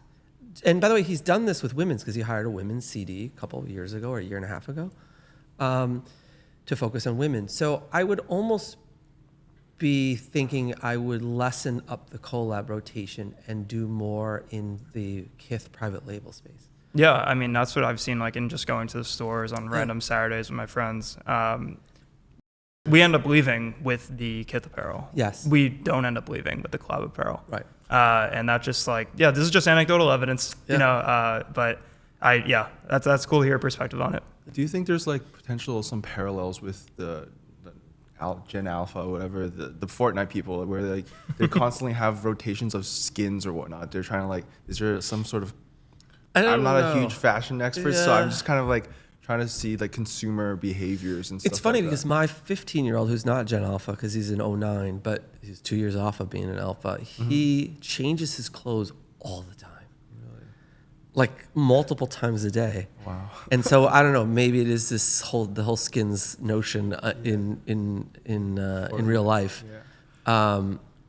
But it's funny because a lot of those brands like Kith and all that are not as known with Gen Alpha or with my like Gen Z boys because they've been around it. Kith has been around forever. It's not like, it's not like us where we didn't know Kith and all of a sudden Kith came up and all of a sudden Kith got bigger and all of a sudden Kith diversified and it wasn't just a sneaker shop down on Broadway. It wasn't the Atrium. And so I think that they're just treating it like any other brand, and they'd rather hop on, buy oversized T-shirts from Amazon because of the image or whatever it is, or they want to buy fashion from podcasters and streamers, which is also wild. That streamers, are selling fashion. It's like a sports jersey. It is like a sports jersey. Yeah. They want something that is connected to this personality. And that personality just happens to be someone that does Mafia-thon or streaming thons and whatever. So Shout out to Kai Sinet. yeah, shout out to Kai. I guess, yeah, just 2 cents on Kith again. If somehow Ronnie ends up seeing this, like, I would love if Ronnie would just claim elder Gen Zs, like our age basically, like late 20s, mid to late 20s. I think that's the perfect Kith umbrella. And like we want to see Kith evolve with us, right? There was a popular discourse about Drake actually. Like this is before the whole Kendrick thing. That listeners, which also frankly people of my exact age claim him a lot, were upset that he wasn't growing up with us. As people, especially people even just slightly older than us, we're starting to have kids, people that are in their mid 30s or early 30s. and getting into like that kind of world. Drake was not changing his raps, even though he did have a kid and things were happening in his life. He wasn't changing his raps. He was still acting like he was, early 20s, and people didn't like that. I think that same kind of cultural analysis could also probably find its way to Kith and some of those other brands, because it would be cool, So it's like that same brand that we were going out in college could be that same brand that we're wearing to a business meeting where we need a nice suit. Like that's like a really like beautiful kind of thing. That would be sick. I mean, I would say though that Kith Kids is a result of his vision that eventually, after he was going to get married, he got married. Eventually, he was going to have kids. He now has 2 kids. Yeah. That Kith Kids was kind of this continued legacy. His BMW deal was a 3-chapter deal, chapter 1, chapter 2, and yesterday was the release of chapter 3, because his demographic can afford BMWs. Yeah, he wasn't doing this 20 years ago because you couldn't afford that. So I would argue that he has his Clark's shoe deal. There's nobody who's 20 wears Clark's. Yeah. His New Balance. New Balance for the longest time was an old dad shoe. Yeah. So his Botanical Gardens, which was super cool. Yeah. So, I mean, I hear you. The merch licensing deals, I don't get. I think again, like Star Wars and all that. Like and I look around at his peers like Mike Amiri and Heron Preston and maybe Kim Jones and Jerry Lorenzo. Like they're not doing they're not doing licensed merch design, but they also don't run multi-brand retail. Right. Ronnie runs multi-brand retail, so it's not truly apples to apples. But I hear you. I don't know. I don't buy any of that stuff. I only buy, the Kith, branded only stuff, because I like to support Kith as a brand, private label, not as a retailer. As we start to wind down, we do have a segment called This or That we would like to ask every guest. Okay. This one's catered towards, what you think of founder fashion, people who start their own business, or personal preference, and perspectives on where the industry is going. So there's 10 segments, 10 questions. Okay. And you should pick this or that. And yeah, feel free to interpret it however you want. Okay. Okay. So the first one, pretty easy, high tops or low tops? Low tops. Low tops. I think if you're over 30, you should be wearing high tops. Yeah. I don't know. I went and got coffee before I came here next door. Huge guy walked in. Like he must have been. I saw that guy. You see that? Yeah. He must have been 6'11", 330, 340, but jacked. He's in. He's in the high top black Converse. Yeah. I think weightlifting muscle dudes love the Converse, to lift in Converse, those high top Converse. Yeah. Chucks. I think because they're flat. Yeah. But I wasn't gonna tell him that if he's over 30. Business casual or smart casual? Isn't that the same?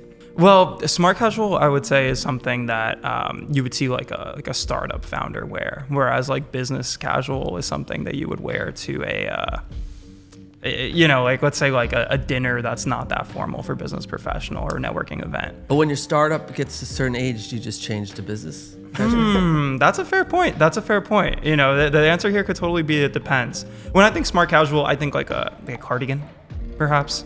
Like that's something that would not fit into business casual. Like a business casual would be like a blazer. A blazer would not. I mean, a blazer with a t-shirt could fit into smart casual, but a blazer with a t-shirt would not really. Can I go neither? Neither. Yeah, I don't. Not about either of those. Sure. Yeah. How about street style or luxury inspired designs? I guess luxury inspired. Now it doesn't need to be luxury, but I like luxury inspired because to me that also there's a big component of that's tailored. Streetwear is not tailored. Right. And I like tailored, and I like getting back to tailored looks. I just think it looks nicer. Performance focused sneakers or lifestyle driven footwear? Oh, performance. Performance. Yeah. Limited edition drops or mass market appeal? A limited edition. East Coast preppy or West Coast laid back? These questions, they're very polarizing. I'll go, I guess, with East Coast preppy, but that's just because probably for the last 5 years it'd be West Coast that I was working on or working with, whatever. So yeah, I like the return to East Coast preppy. In-store interactive experience or online? In-store. In-store. Has to be. And finally, what's your favorite PUMA collaboration? And if you have a story to tell behind that. Favorite PUMA collaboration? Yes. My favorite one was a hand painted 100 and something pairs of a children's suede with an LA company called Mem Kidswear. And Mem in French means same. So it's meant to be worn by brothers and sisters. Okay. The brand is now blowing up. It's doing amazing. It's moving to Barcelona. It has all black and white. The entire children's brand is made out of clothing black and white. So again, you can wear it if you're a boy or a girl. We did a collab of a suede shoe for my only children's collab ever was with this brand, and they made little tiny toddler size, and they hand painted them with dots, polka dots and stripes, and the shoes have been all over campaigns, and it's amazing. A bunch of celebrity kids got them, all that stuff. I loved it because they were such a delight to work with. They were so open-minded. The shoe looks inherently like Mem made it, to my point about having both brands' DNA. And it's just a moment in time where I felt like I finally did something for kids, because I don't ever really get to do that. I'm mostly doing menswear. And I really loved, kind of the considerations. I loved the shooting that they did, the lookbook for it with kids. Like it came out 10 out of 10. Like it was just perfect. Now we would love to also touch on, you've created thermal brands. If you could introduce what that is and how it came to be. Yeah, so after my friend had introduced me to Adam Petrick at PUMA, as I mentioned, I started getting these other brand inquiries. Oh, can you help us do a collab? And so that is what became Thermal Brands. Thermal Brands is a brand management and creative agency. And I only use agency as a organizational term. There's no employees. It's just me. I've had partners. I've hired 1099 for product management and some other like graphics and designers and creatives, but the company or the agency is just me from start to finish, sketch to scale, designing concepts to be implemented or shared or pitched to brands for collaboration. Those can be products, they can be experiences. Like I mentioned, I've done a lot of stuff for Art Basel, a lot of stuff for Formula One, fashion weeks, art shows, festivals, whatever.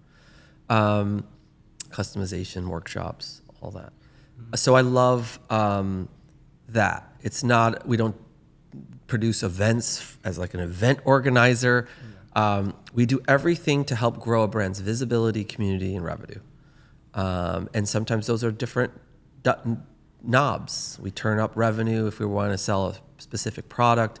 We turn up community if we're going to do an event that's powered by a product or two brands. And then all of them usually, if we shoot it and tell the story right, all of it will gain visibility. I've been working at Thermal now. Thermal's only about 4 or 5 years. It's going to be 5 years old in February. The first 2 months of Thermal was COVID hit. Yeah. So I had a bunch of new clients. The clients slashed budgets. They terminated contracts. I had to start from scratch almost with almost everybody but PUMA. And so it was, kind of a grind to start this. Literally, I started in February and COVID was March 19th or something like that. So actually only had like a month. But it's as I said, it's a wonderful little vehicle for me to like really work with other creatives, work with brands. I do a lot of cross-category work, like artists and food and beverage, fashion and musicians. We've got the dog food now. We've got, I'm also a creative director working with Ninja, the food products company. Oh, wow. So Cool. I'm doing a cooler, their big 50-quart cooler, and a grill for a big outdoor brand. And they've never done a product collab before either. So again, a lot of it's helping them figure out how to be efficient, how to create impactful moments in product collaboration, and run a very, very efficient program for them. And it's also just putting them out in the weeds where they should be, looking at what can happen, what's new, all that. So for these collabs, are you, especially for like Ninja, who's never done it before, do you approach them, or they consult you to like, hey, we're finally opening up to this collab idea? Well, the other comment that I made earlier was about brand, relationships with brands when I started this. And so you'll know instantly that Adam Petrick, who was the chief brand officer at PUMA, is now the CMO at Ninja. Oh, okay. So he was like, can we run this back now at Ninja and do that? So that's just, again, if you do good work and you are always listening and whatnot, and you value and you really nurture and foster your relationships, you can have business forever. As people make their own journeys and changes, they're willing to bring you with. That's an amazing thing. It's a wonderful thing. So that's how I ended up at Ninja. So something that I've noticed among our peers, people that are just into their early careers, even just a few years in, is that starting an agency has actually become quite a popular thing to do, especially in New York City. There does seem to be an opening because large brands and medium-sized brands and startups all are having an issue with one thing, and that's reaching young people. People that, have 20 or 30 years of experience, they didn't grow up with TikTok, right? They didn't grow up in this influencer-centric marketing landscape. They just don't know how to find them. And so, people that are our peers have started to start these agencies. Couple questions based off of this. First, do you think that this is a prudent decision both for the companies to hire these, kind of young people who are very early in their careers, and for the young people to even get into the agency game early as they are? And secondly, perhaps based on your own experience, do you wish that you started your own agency sooner? Well, the second question, no. I wouldn't know what I was doing and all that. So no, I have no regrets on when I started it. I played around as a consultant and advisor out of Rudyard Partners, out of my family office, just because I was too lazy to want to create my own brand creative. And in fact, I would have told you it was always brand management. I've just finally acknowledged that I'm a creative. So it's, people are asking me for creative. So it's a creative agency. But let's look at the reason why they're also starting these agencies. The traditional marketing experiential large agencies are failing because of their old business model, right? They have 5 levels of people. They bill out the junior people who do all the work, and they still bill the mid-level account manager, the senior account manager, the over executive account manager. So you're putting these agencies on retainer at 10, 20, 30, 40,000 a month. And you're still having the junior people do the work, right? That's a failed business model, not just in marketing, but the same in PR. That's why also a lot of young professionals go create their own PR. So it's almost not a necessity that your peers are starting their own agency, because if they go here, they're going to sit here forever. They're going to do the work, and they're not going to get the money. The second is you've correctly identified that they're the people that are most in touch with what that peer group wants and needs and buys. And so it's easier if they do it directly. The discipline is what they don't have. And I think that that's what's learned over time is either they will become disciplined because they can't make their books match, their numbers won't match, or they'll just completely blow up and end up going into some big agency later on where they don't have to be the business person. They can just be the account person. Being an agency is your own, is you are the business person, you're the operations, you're HR, you're creative, you're the designer, you're everything. Yeah. And so you have to figure out how to make that work. So no, I think it's out of necessity that many of them are doing that. I think that a bunch of them will fail, a bunch of them will go back in-house somewhere. And some of them who will thrive will have actually a very profitable business. Because if you are able to charge 50% and keep 80%, that's better than, sitting at the bottom behind 6 layers of management and getting paid, $60,000 a year or whatever they're getting paid. As we slowly wind down, I have a question in terms of, you're working 3 jobs on top of being a father and a husband. You're working as a professor at a fashion university college. You're a creative director at PUMA, and you're also working at Thermal Brands. How do you balance that out and not spread yourself so thin? I mean, to be also very transparent, PUMA is a client of Thermal Brands. Oh, okay. So it's weird in the sense that for the longest time I've been, had a title within PUMA. I actually would do employee reviews, which I thought was so weird. I would get asked to do an employee review, and I wasn't even an employee. But I think that's just a credit to kind of having a very, very, very natural relationship over these years. And again, not as an agency. No agency would have that. It's just I was basically an extension of the team. So yes, I do manage my brands. I work on my brands every day. I work on them all hours of the day. Certainly family is super, super important. It's, it happens so fast that, you get married, you have kids, your kids grow up, they leave you. It's just, I see it unfold very quickly. My oldest daughter will be 20. My middle son's 17, and my baby's 15. So again, they'll all be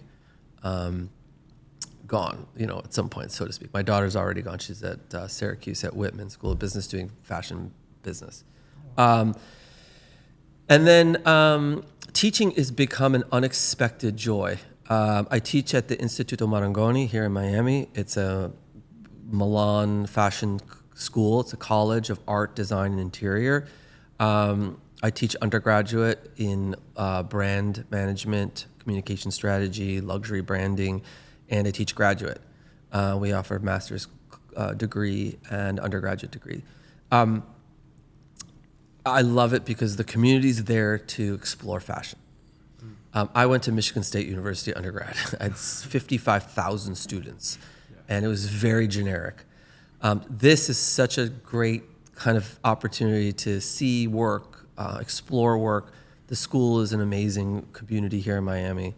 My professors are people like Jeff Carvajal, co-founder of Highsnobiety, Natalie Tessier. A lot of us came from big brands. There's no real academic dopes. Everyone has a real career and all that. Yeah. Ian Allen, who is the first male African-American designer for Nike Women, then was the CD at Hugo Boss. Just real world experience, and we share that with our students. So I've really loved that. So no, I balance all of these things because it's joyful. I love it. It's there are things that I used to try to do that I hated and stopped. Playing golf, for instance, is one of them. I hate golf. I don't even know why I tried. So we'll see. Now I'm always also spending. My fourth job is also just being, right? Being in the culture, exploring, and keeping up relationships and learning and all that. So it's living life is a full-time job too, and being observant. Yeah, that's right. I guess just one final question is just what are some pieces of advice that you would have for our audience generally? Because we have an audience of entrepreneurs, we have an audience of college students. We primarily promote this through working with universities and university entrepreneurship systems. And frankly, Matthew, this episode was nuts. This conversation was crazy. We started with the earliest stage venture capital. You mentioned highly technical terms in terms of chip development.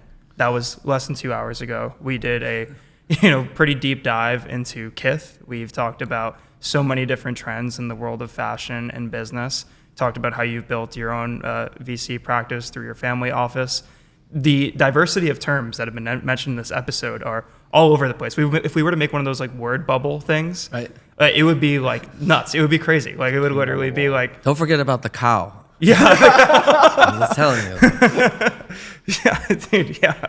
It's all over the place. But if we can boil this down for our audience into just a few pieces of advice, I think that would be an awesome way to end it. I mean, I would say be bold. I think, and by the way, I hate when people wrap up segments with asking the guests for some inspirational, you gotta sum it up. Hokey Finokey. But I think be bold. I try to do everything, and make an impact. I don't want to be the fly on the wall. I want to be, impactful. I want anything I do to be meaningful. I don't want it to be discarded. I don't want to be wasting time, mine, yours, theirs. And I think young people are always the ones that second guess a lot. They think too much. or they don't think enough. Be bold, make mistakes. That's fine. Make mistakes. Great. Fix it, move on. But don't be worried about making a mistake where you don't make an impact because you're worried about it. You've muted it. You've neutered it. You're, sitting on all of your potential and you don't want to let it all out. And I was with a kid last night I met. He was a student at Growney. Super talented. His class knowledge on fashion, on manufacturing, on product production, garment design, all that huge. He doesn't really know what he wants to do. And I said, well, whatever you do, be bold. You have so much potential. Go try it. So to the people that are starting their own agency, fantastic. Make the biggest splash you can. The people that want to create their own brand, make the biggest splash you can. So I would say that. The second is, I would say the influencer culture really needs to be dialed down. I think that if you are being influenced by influencers, I think that you are sabotaging a lot of your own personality and a lot of your own intuition. And so I would say that's great. Feel free to look at influencers as entertainment, but I would catch yourself buying stuff, re-quoting stuff, asserting expertise to a quote from an influencer, things like that. I think that you're best to learn and try these things, test these life thesis, tastes, food, locations, restaurants, clothing by yourself. Do it for yourself versus taking these words, from influencers. But that's it. I mean, this is such an amazing life, that we all have. And I think that we really, if we're wasting time watching, TikTok, YouTube clips and all that, I would just want to go out and, interact and have beers. And I'll tell you the last thing about the difference. We talked a little bit about PUMA and Nike. And the reason why I worked for PUMA is I love the culture. Nike, I'll sum up, the Nike culture is, I'm going to sell you a product. I'm going to buy your product. I'm going to put it on. I'm going to run. I'm going to beat everybody's ass. I'm going to finish first. I'm the best. The PUMA is, we're going to put on these shoes. We're going to put on some clothes. We're going to go run a 5K. And then we're going to go to the beer garden. It's very community driven. It's less about the me, and more about the us. And I think that that's not just present in the way they do their products. It's present also in kind of the culture. And that's where I've seen more people in fashion gravitate towards. You don't see luxury saying me like Nike. You see more wanting to be like, oh, come to the Dior Cafe. ALD, come have coffee, ALD. Go to Kith and go upstairs and have brunch at Sadel's. We're having group runs out of these different places. We're having community events out of these different places. That to me shows that the us is super important these days. And that's what, again, part of one of the things I love to focus on is us and not me. I think generally a promotion of us and not me throughout all facets of life, not just business and community building and the concept of business, but in everything is always a good thing. And to see a business embodying that is a step in the right direction for all of us, especially for young people that need a form of community right now, especially a non-digital form of community. Right. And I think you'll be surprised by just how much that landscape is going to develop and how powerful these tight-knit communities are going to be, especially when there's in-person connection. Yeah. I'm optimistic. No, me too. And by the way, life is also about concentric circles. So you can be part of 9 communities. That's what's such a beautiful thing. So you have 9 different circles that you can pull from, share, interact, collaborate. And I think that again, in real life is just a much richer experience overall. Matthew, thank you so much for your time today. Where can people keep up with you, find you? And if you have anyone to plug or anything, feel free to say it. They could just find me on Instagram. All my work's done on Instagram, like communications, looking at stuff, sharing information. So just my Instagram's @IamGrowney. And that's it. No, I think, always feel free to reach out, ask questions. You never know what you get if you reach out. if you need help or anything. So I'm happy to help. Thank you so much, Matthew. Thank you. Thank you.